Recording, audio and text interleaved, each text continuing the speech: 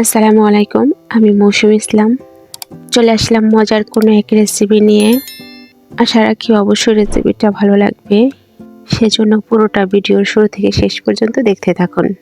প্রথমে আমি এখানে 2 কাপ ময়দা নিয়েছি। হাতের কাছে ময়দা না থাকলে আটাও নিতে পারেন। 2 কাপ ময়দার জন্য আমি এখানে 3 টেবিল চামচ চিনি নিয়েছি। দিয়েছি স্বাদ মতো লবণ, এরপর দিয়েছি 2 টেবিল চামচ ইস্ট, আর সাথে দিয়েছি একটা ডিম। এখন এই সব কিছু ভালো করে মিশিয়ে নিতে হবে। আর এর মধ্যে দিয়েছি কুসুম গরম দুধ।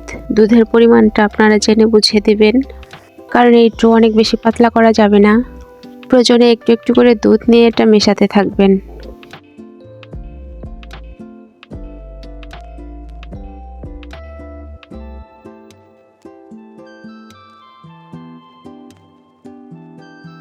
হাতে যদি অনেক বেশি লেগে যায় তাহলে একটু তেল দিয়ে এটা ছাড়িয়ে নেবেন।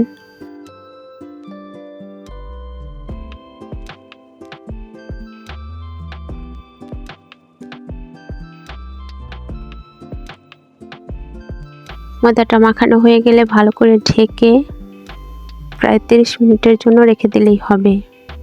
এমনভাবে ঢাকতে হবে যেন এর ভেতর কোনো আলো বাতাস না ঢুকে।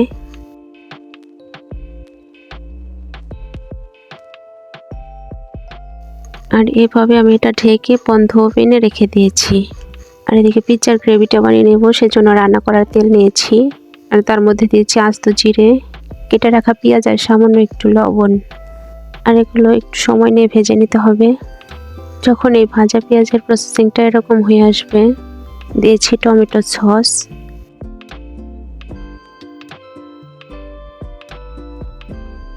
এই সসটাও পেঁয়াজের সাথে একটু ভেজে মিশিয়ে নিয়েছি। পেঁয়াজের সাথে সসটা ভাজা হয়ে গেলে দিয়েছি পরিমাণ মতো মেয়োনিজ। সস, চিনি আর মেয়োনিজ, এই মিশ্রণের গ্রেভিটা কিন্তু অনেক ভালো লাগে। আর দিয়েছি সামান্য একটু চিলি ফ্লেক্স।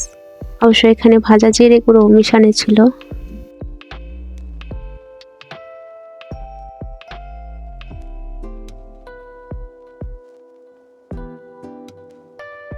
এই সব কিছু প্রায় 1 মিনিটের মতো গরম করে নিলেই হবে।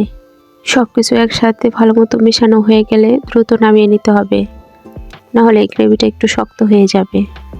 আর এদিকে ময়দার ডোটা কিন্তু ফুলে ডাবল হয়ে গেছে।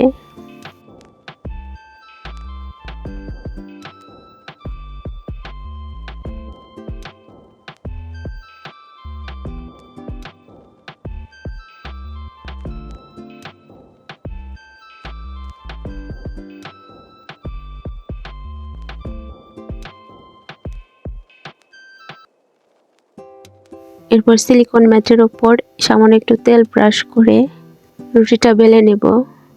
পিৎজার রুটিটা কিন্তু একটু মোটা রাখলেই বেশি ভালো লাগে। পিৎজা বানানোর সময় অবশ্যই এটা খেয়াল রাখবেন।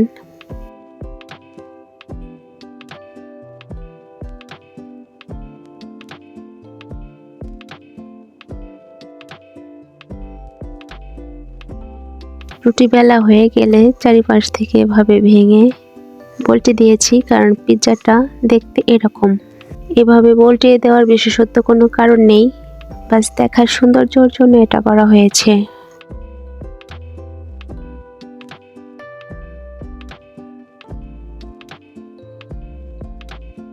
এরপর কাঁটা চামচ দিয়ে রুটির সারা গায়ে একটু ছিদ্র করে দিয়েছি।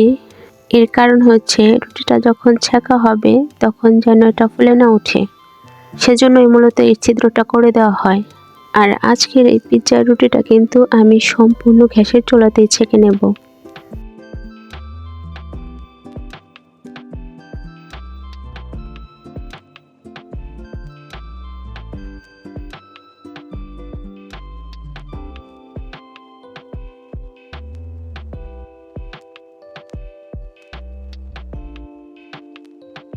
ছিদ্র করা হয়ে গেলে রুটিটা উঠিয়ে আমি একটা ফ্রাই প্যানে দিয়েছি গরম হওয়ার জন্য।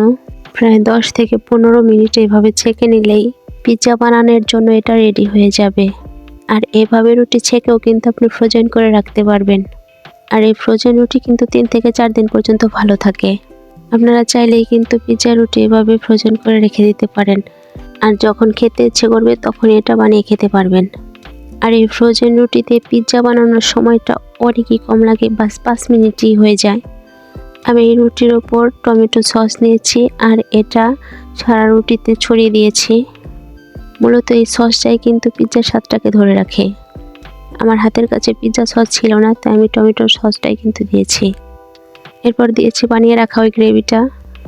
এই গ্রেভিটা কিন্তু খেতে ভীষণ ভালো হয়, বিশেষ করে এই পিৎজার সাথে। যদি এখনও বানিয়ে না খেয়ে থাকেন, আমি বলবো আজ এটা বাসায় ট্রাই করে দেখুন। এত অল্প খরচে পিৎজা সবাইকে তাক লাগিয়ে দিন। সবাই খেয়ে বুঝতেই পারবে না যে এটা বাসায় বানানো। গ্রেভিটা দেওয়া হয়ে গেলে দিয়েছি মোজারেলা চিজ। চিজটা বেশি করে দিলে কিন্তু ভীষণ ভালো লাগে। তবে আমার মনে হয় বাংলাদেশের চিজ অতটা মানসম্মত হয় না, ওভেন থেকে বের করলে এটা শক্ত হয়ে যায়। এরপর দিয়েছি লাল ক্যাপসিকাম। পিৎজার সাথে কিন্তু ক্যাপসিকামের ঘ্রাণটা ভীষণ ভালো লাগে। এরপর দিয়েছি ভেজে রাখা চিকেন সসেস। আপনি চাইলে এখানে চিকেনটাও দিতে পারেন বা চিকেন ভেজে গ্রেভির সাথে মিক্স করেও দিতে পারেন, তাতেও ভালো লাগবে।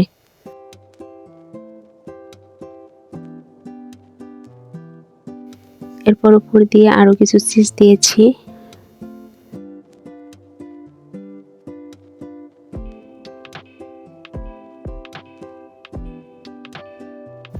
আর এটা ওভেনে মাত্র 7 মিনিট গরম করেছি। আর এই পুরো পিৎজাটা বানাতে আমার প্রায় 20 থেকে 25 মিনিট সময় লেগেছে। এভাবে পিৎজা বানালে কিন্তু পিৎজার স্বাদটা অটুট থাকবে আর এই চিজও শক্ত হয়ে যাবে না। তো ভিডিওটি কেমন লাগলে অবশ্যই কমেন্টে জানাবেন। আর সে পর্যন্ত ভালো থাকুন। আল্লাহ হাফেজ।